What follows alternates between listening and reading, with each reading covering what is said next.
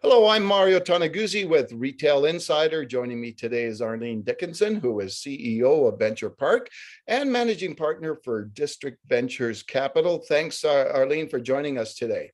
Mario, it's always a pleasure to talk to you. I always enjoy our chats. All right, super. Let's make it fun then. Okay. I wanted to ask about your investing, strategy. As part of what you do, you invest in small businesses throughout the country. What are the kind of things that you are looking for when you go about deciding where to invest your money? So we've got a very specific sector that we invest in. So District Ventures Capital, which is my venture capital fund, it's a $100 million fund. And we invest in early stage businesses in the food, beverage, and personal care consumer goods space. So we're very specific about the sectors we invest in. We're not, big tech investors or energy investors. We really are focused on the last mile commercialization in the food and health and personal care sector. So think beauty products, think new beverages, think, and snack bars and pastas, et cetera. So that's what we invest in. And we look for businesses that have got proven product market fit. So, they have proven that their product has a place in the market wants their product, and they've started to get some traction. So these aren't startups. These are earlier stage though, several $1 million in revenue and growing up to, $10-20 million in revenue. And they're just starting to get the trajectory, and they're starting to grow into new marketplaces and look for ways to expand their distribution and their retail presence. Mm-hmm. And I'm wondering about this specific sector. Like, why did you choose this sector to I guess, do your strategy when it comes to investing?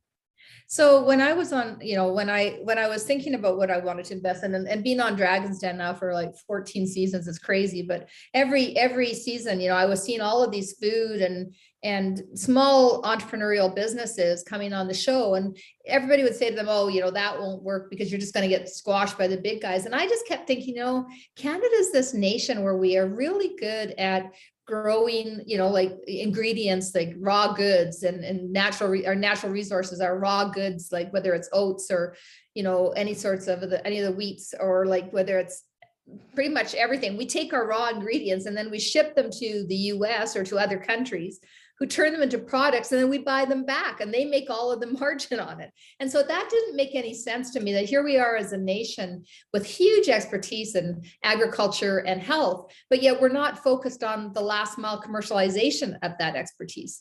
Yeah. And so between the show and seeing all these great deals, and between my belief that, wellness is all about what we consume and how we treat ourselves from a health perspective, and wanting to help figure out how we can actually help this country, evolve and continue to be successful. That is where I came up with the idea. And when I came up with it, Mario, everybody looked at me and said, oh, Arlene, like it's all about tech. It's all about energy stocks, like we invest in that. And I kept going, did you eat today? Do you care about your health? Are you worried about it? And they would go, yeah. And I said, well, why wouldn't you invest in those products? So fast forward, the pandemic actually kind of underlined just exactly how important it is to make sure that we have food that is produced here in Canada, and that our health is taken care of, and that we are thinking about, what we consume and how it actually impacts our wellness.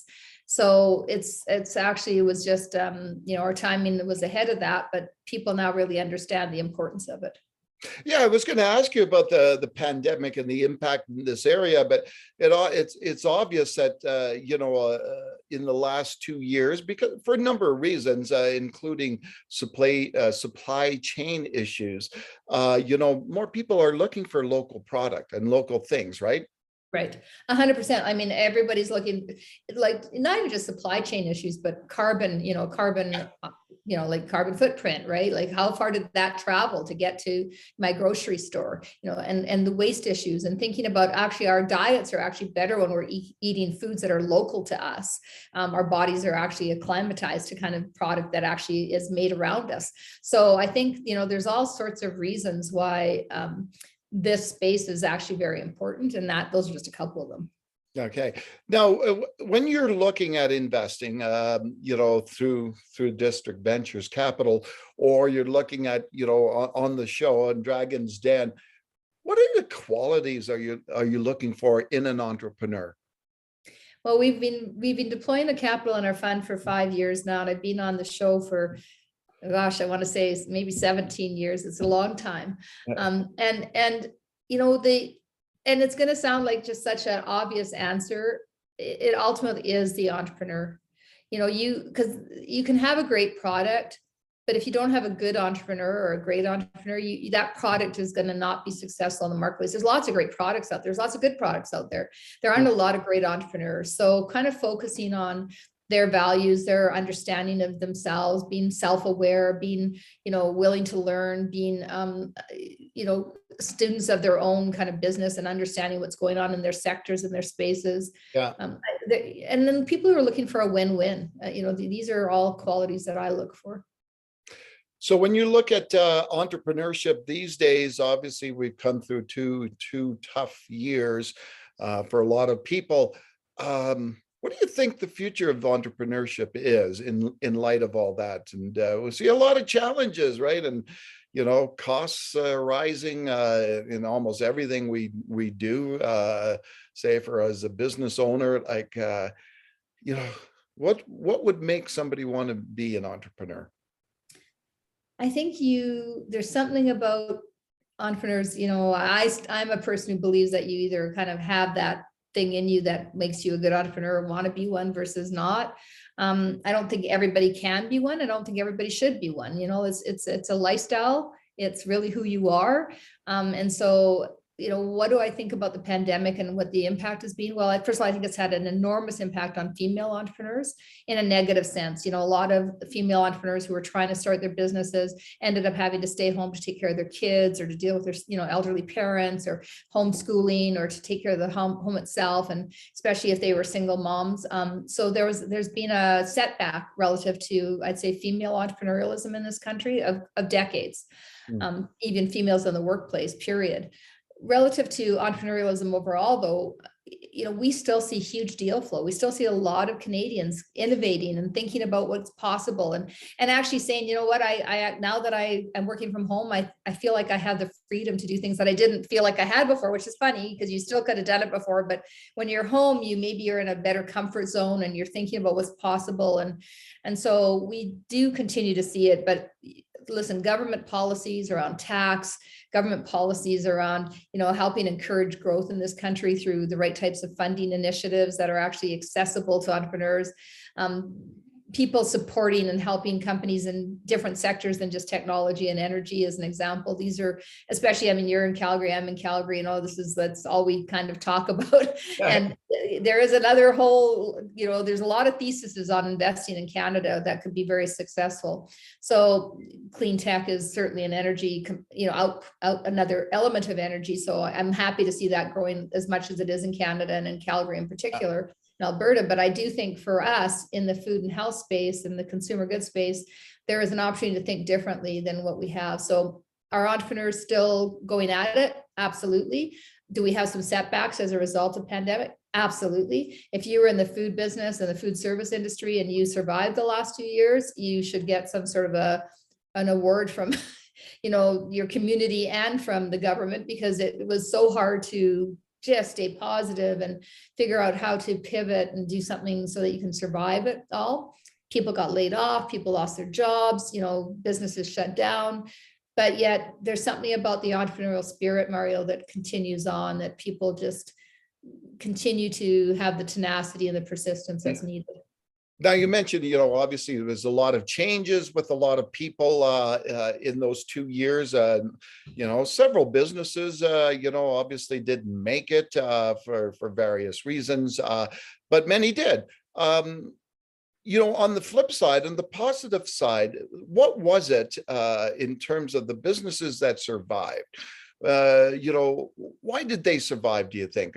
Many of them, especially in certain industries like, say, hospitality, like restaurants and food and beverage, all that stuff that, many shut down.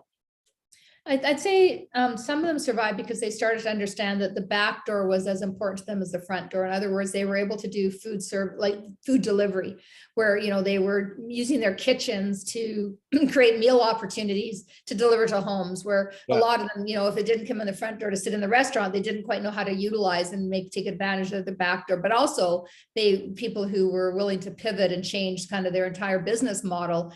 And so they moved quickly. They didn't wait for things to get really, really bad before they made choices to change their direction.